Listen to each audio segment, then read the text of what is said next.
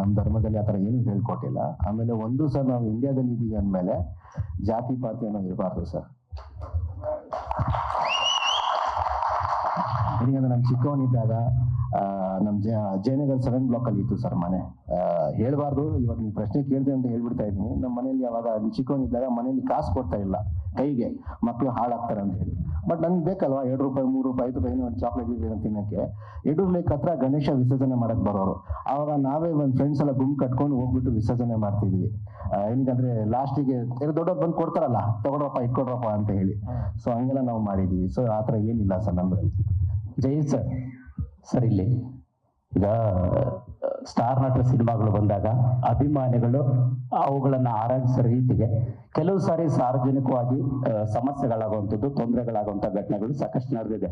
But ಇತ್ತೀಚೆಗೆ ಶಿಡ್ಲಘಟ್ಟದಲ್ಲಿ ನಿಮ್ಮ ಸಿನಿಮಾದ ಒಂದು ಪೋಸ್ಟರ್ ವಿಚಾರ ಕೂಡ ಸಾಕಷ್ಟು ಚರ್ಚೆಗೆ ಕಾರಣ ಆಯಿತು. ನಿಮ್ಗೆ ಅದು ಗಮನಕ್ಕೆ ಬಂತ? ಅದನ್ನ ಹೇಗೆ ಪರಿಗಣಿಸ್ತೀರಿ? ಮತ್ತೆ ನಿಮ್ಮ ಅಭಿಮಾನಿಗಳು ಅದನ್ನು ಆರಾಧಿಸುವಂತ ರೀತಿನ ಹೇಗೆ ಸಮರ್ಸ್ಕೊಳ್ತೀರಿ ಅಂತ? ಸರ್, ನನ್ನ ಅಭಿಮಾನಿಗಳ ಪರವಾಗಿ ನಾನು ಕ್ಷಮೆ ಕೇಳ್ತೀನಿ ಸರ್, ಅಷ್ಟೇ. ಆಮೇಲೆ ಆ ಬ್ಯಾನರ್ ಬಗ್ಗೆ ಹೇಳ್ಬೇಕು ಅಂದ್ರೆ ನನಗೂ ಗೊತ್ತಿರಲಿಲ್ಲ.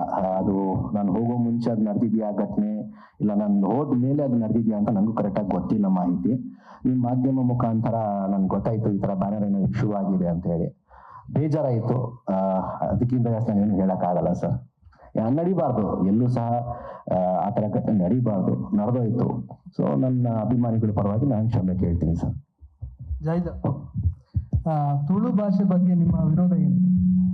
ಏನು ವಿರೋಧ ಇಲ್ಲ ಸರ್.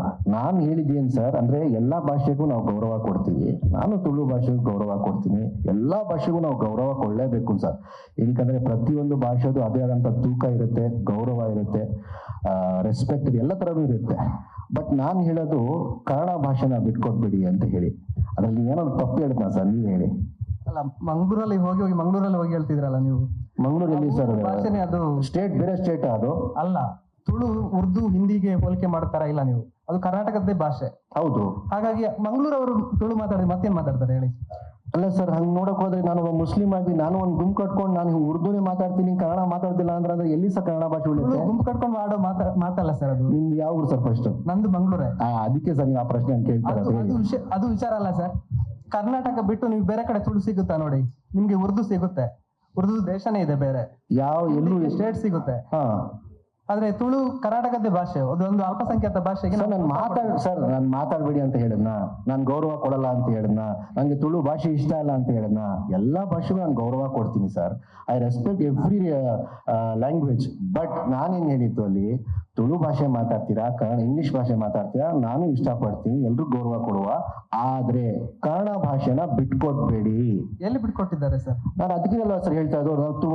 ಮಂಗಳೂರಲ್ಲಿ ಹೋದ್ರೆ ಸರ್ ಅವ್ರು ಕನ್ನಡ ಮಾತಾಡೋದಿಲ್ಲ ಸರ್. ಒಂದ್ ನಿಮಿಷ ಸರ್, ಇದು ನಿಮ್ಗೆ ತುಳುನಾಡು ಅಂತ ಕೇಳಿದಿರಾ ನೀವು ಸರ್? ತುಳುನಾಡು ಅಂತ ಕೇಳಿದಿರಾ? ಕೇಳಿದೆ. ತುಳುನಾಡು ಅಂತ ಶಬ್ದ, ತುಳುನಾಡು ಅಂತ ಪ್ರದೇಶ ಕೇಳಿದಿರಾ ಅಂತ ಕೇಳಿದೆ ನಾನು. ಕೇಳಿದ್ದೀನಿ ಸರ್. ಕೇಳಿದಿರಾ? ಹೌದು. ದಕ್ಷಿಣ ಕನ್ನಡ, ಉಡುಪಿ, ಮಂಗಳೂರು ಮತ್ತು ಕಾಸರಗೋಡು ಇದೆಯಲ್ಲ, ಅದು 3 ತುಳು ಪ್ರದೇಶಗಳವು. ಹೌದು ಸರ್. ಅಲ್ಲಿ ಕನ್ನಡ ಮಾತಾಡುದಿಲ್ಲ ಅಂತ ಯಾರು ಹೇಳಿದ್ ನಿಮ್ಗೆ? ಮಾತಾಡೋದಿಲ್ಲ ಅಂತಲ್ಲ ಸರ್ ನಾನು ಹೇಳಿದ್ದು. ಈ ಪ್ರಸಂಗ ಏನು ಗೊತ್ತಿಲ್ಲ ನನಗೆ.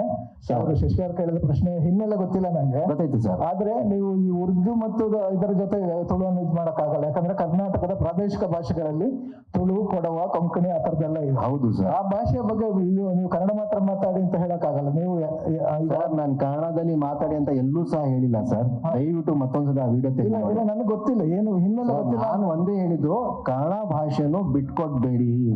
ಮಂಗಳೂರಿನಲ್ಲಿ ಕನ್ನಡ ಭಾಷೆ ಬಿಟ್ಕೊಟ್ಟಿದ್ದಾರೆ ಅಂತ ನಿಮ್ಗೆ ಯಾರು ಹೇಳಿ? ನನಗೆ ಅನಿಸ್ತು ಸರ್. ಏನಕ್ಕಂದ್ರೆ ನಂದು ಎಷ್ಟು ಫ್ರೆಂಡ್ಸ್ಗಳು ಇದಾವೆ, ಒಂದು ನಿಮಿಷ ಸರ್, ನಂಗೆ ಎಷ್ಟು ಫ್ರೆಂಡ್ಸ್ಗಳು ಇದ್ದಾರೆ.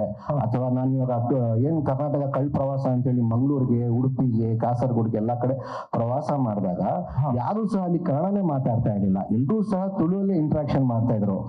ನಿಮ್ಮ ಹತ್ರ ತುಳು ಮಾತಾಡಿ? ನನ್ ಜೊತೆ ಅಲ್ಲ ಸರ್ ಹೇಳಿದ್ದು. ಒಂದಷ್ಟು ಜನ ನನ್ ಜೊತೆನೂ ಮಾತಾಡ್ತಾ ಇದ್ರು, ಇನ್ನು ಒಂದಷ್ಟು ಜನ ಎಲ್ರೂ ಜೊತೆನೂ ಮಾತಾಡ್ತಾ ಇದ್ರು. ನಾನು ಅಲ್ಲಿ ಏನ್ ಹೇಳ್ದೆ ಅವ್ರಿಗೆ, ಸರ್ ತುಳು ಮಾತಾಡೋಂಗೆ ಏನ್ ಬೇಜಾರಿಲ್ಲ, ಕನ್ನಡ ಭಾಷೆನ ಬಿಟ್ಕೊಟ್ಬೇಡಿ ಅಂತ ಹೇಳಿದ್ದು. ನಾನು ಎಲ್ಲಾದ್ರೂ ಹೇಳೋಣ ತುಳು ಮಾತಾಡ್ಬೇಡಿ ಅಂತ?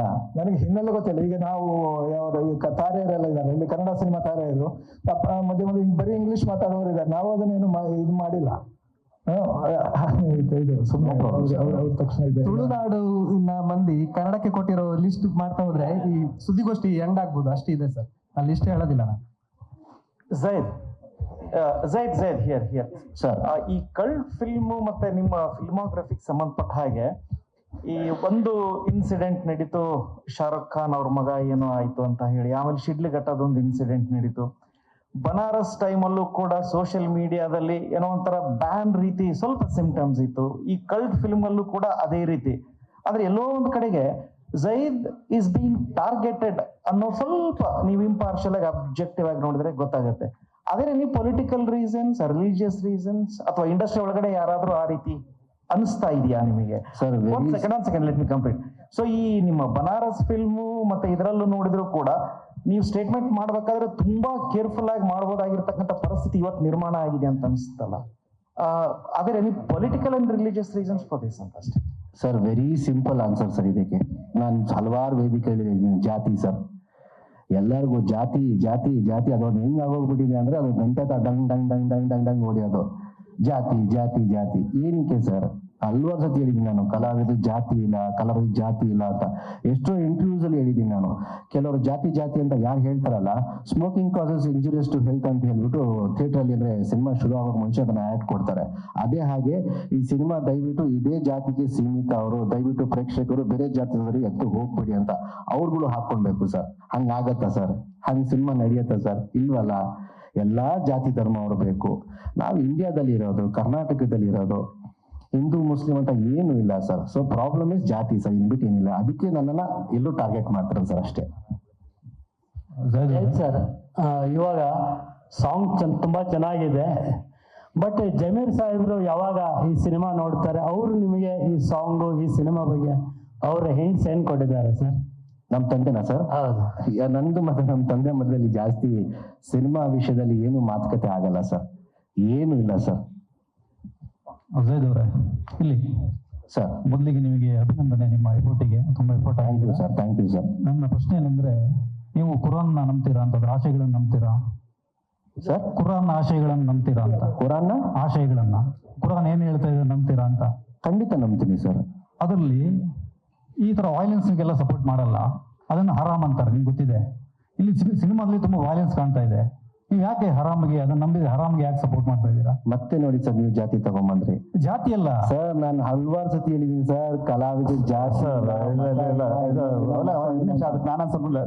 ಅಲ್ಲ ಝೈದ್ ಅವರೇ, ಎಕ್ಸ್ಕ್ಯೂಸ್ ಮಿ ಸರ್ ಅಲ್ಲ, ಪ್ರಶ್ನೆ ಅಲ್ಲ, ಅದು ಓಕೆ, ಇಡೀ ತಂಡ ಅವ್ರು ಮಾಡಿರೋ ಸಿನಿಮಾ ಅಲ್ಲಿ ರಿಯಲ್ ಲೈಫ್ ಅಲ್ಲಿ ಅವ್ರು ಯಾರೋ ಬೀದಿಲಿ ಹಿಡ್ಕೊಂಡು ಹೊಡಿತಿದ್ರೆ ಆರಾಮ್ ಕೆಲಸ ಮಾಡ್ತಿದ್ಯಾ ಅನ್ನೋದ್ರ ಅರ್ಥ ಇದೆ.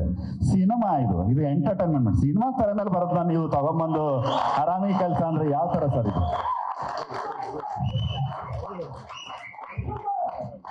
ಓಕೆ, ನನಗೆ ಝಾಯದ್ ಅವರ ಉತ್ತರ ಸಿಕ್ಕಿಲ್ಲ, ಡೈರೆಕ್ಟರ್ ಉತ್ತರ ಸಿಕ್ತು. ನಿಮ್ಮ ಉತ್ತರ, ಯಾಕಂದ್ರೆ ಕುರಾನ್ ಗೊತ್ತಿರೋದು ನಿಮಗೆ. ಸರ್ ವೆರಿ ಕ್ಲಿಯರ್ ಆಗಿ ಹೇಳ್ತೀನಿ sir, wrong questions to wrong person sir. ಅಂದ್ರೆ ಹರಾಮ್ ಅಂತ ಇಲ್ವಾ ಕುರಾನ್ ಅಲ್ಲಿ? ಸರ್ ಅದು ಏನೇ ಇರ್ಲಿ ಸರ್, ಅದು ನನ್ಗೆ ಬಿಟ್ಟಿದ್ದು ಸರ್. ನಾನು ಸತ್ತು ನಾನು ದೇವ್ರಿಗೆ ಕರೆಕ್ಟಾಗಿ ಲೆಕ್ಕ ಕೊಟ್ಕೊಂತೀನಿ, ತಲೆ ಕೆಡ್ಸ್ಕೊಂಡಿ ನೀವು. ನಾನು ಒಂದೇ ಹೇಳುದು ಸರ್, ಕಲಾವಿದ್ರು ಜಾತಿ ಇಲ್ಲ.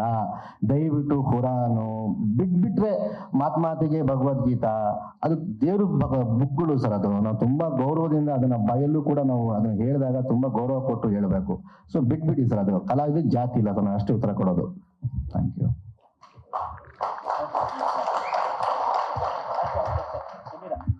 ಝೈದ್ ಸರ್, ಈಗ ಎಲ್ಲೋದ್ರು ಜನ ಸೇರ್ತಿರ್ತಾರಲ್ಲ, ಅಂದ್ರೆ ಎಲೆಕ್ಷನ್ ಕ್ಯಾಂಪೇನ್ ಅಂತ ಮತ್ತೊಬ್ರು ಅಂದ್ರು, ಎಲೆಕ್ಷನ್ ಕ್ಯಾಂಪೇನ್ಗಾರೆ ದುಡ್ಡು ಕೊಟ್ಟು ಕರ್ಸ್ಬೇಕು ಜನನ, ಅಷ್ಟು ಜನ ಸೇರ್ತಾರೆ. ಈಗ ನೀವು ಹೋದಲ್ಲೆಲ್ಲ ಜನ ಸೇರಿದ್ದು ಯಾವ ತರ ಅಂತ?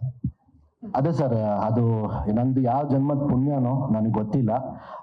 ಎಲ್ಲೇ ಹೋದ್ರು ಕರ್ನಾಟಕದಲ್ಲಿ ಜನ ನನ್ನ ಪ್ರೋತ್ಸಾಹ ಮಾಡಿದ್ರು, ಪ್ರೀತಿ ಕೊಟ್ರು. ಅವ್ರ ಪ್ರೀತಿನ ಅಂದ್ರೆ ಸಿಕ್ಕಾಪಟ್ಟೆ ಪ್ರೀತಿ ಕೊಟ್ರು ನನ್ನನ್ನ. ಅವ್ರಿಗೆ ಯಾವ ರೀತಿಯಲ್ಲಿ ಅವ್ರಿಗೆ ಧನ್ಯವಾದಗಳು ಸಲ್ಲಿಸ್ಬೇಕು ನನಗಂತೂ ಗೊತ್ತಿಲ್ಲ. ಸೊ ಅದಕ್ಕೆ ಒಂದೇ ಮಾತು ಹೇಳೋದು, ನಾನು ಸಾಯೋವರೆಗೂ ಕರ್ನಾಟಕ ಜನಕ್ಕೆ ನಾನು ಚಿರೋಣಿ ಅಂತ ಹೇಳಿ. ನಾವು ಎಲ್ಲೇ ಹೋಗೋಕ್ಕಿಂತ ಮುಂಚೆ ಅಲ್ಲಿ ಎಲ್ಲಾ ಕಡೆ ಕೂಡ ಸಿಕ್ಕಾಪಟ್ಟೆ ಪ್ರಚಾರ ಮಾಡಿದ್ವಿ. ವಾಲ್ ಪೋಸ್ಟರ್ಸು, ಬ್ಯಾನರ್ಸು, ಇನ್ನೊಂದು ಅಂದ್ರೆ ಎಲ್ಲಾ ರೀತಿಯಲ್ಲೂ ಸೋಷಿಯಲ್ ಮೀಡಿಯಾ ವಿಚಾರದಲ್ಲಿ ಎಲ್ಲ ಕೂಡ ಪ್ರಚಾರ ಚೆನ್ನಾಗಿ ಮಾಡಿದ್ವಿ. ಆಮೇಲೆ ನಾನು ಹೆಮ್ಮೆಯಿಂದ ಹೇಳ್ತೀನಿ, ನನಗೆ 3 ತರ ಅಭಿಮಾನಿಗಳು. ಎಲ್ಲಿ ಸಹ ನಾನು ಹೋದ್ರು ಕೂಡ, ಒಂದು ನನಗೆ ದರ್ಶನನ ಅಭಿಮಾನಿಗಳು ಎಲ್ಲೇ ನಾನು ಹೋದ್ರು ಕೂಡ ಅವ್ರ ಅಭಿಮಾನಿಗಳು ನನ್ನ ಬಂದು ನನ್ನ ಪ್ರೋತ್ಸಾಹಿಸ್ತಾರೆ. ಎರಡನೇದು ನನಗೆ ನಮ್ಮ ತಂದೆದು ಅಭಿಮಾನಿಗಳು ಬರ್ತಾರೆ, ಅವ್ರು ನನಗೆ ಪ್ರೋತ್ಸಾಹಿಸ್ತಾರೆ. ಮೂರನೇದು ನಂದು ಮೊದಲನೇ ಸಿನಿಮಾದು ಬೆಳಕಿನ ಕವಿತೆ ಹಾಡು ಏನಿದೆಯಲ್ಲ ಆ ಹಾಡಿಗೆ ಮತ್ತೆ ಈ ಸಿನಿಮಾದು ಅಯ್ಯೋ ಶಿವನೇ ಹಾಡಿಗೆ ಅಭಿಮಾನಿಗಳು ಬರ್ತಾರೆ. So I am very grateful sir.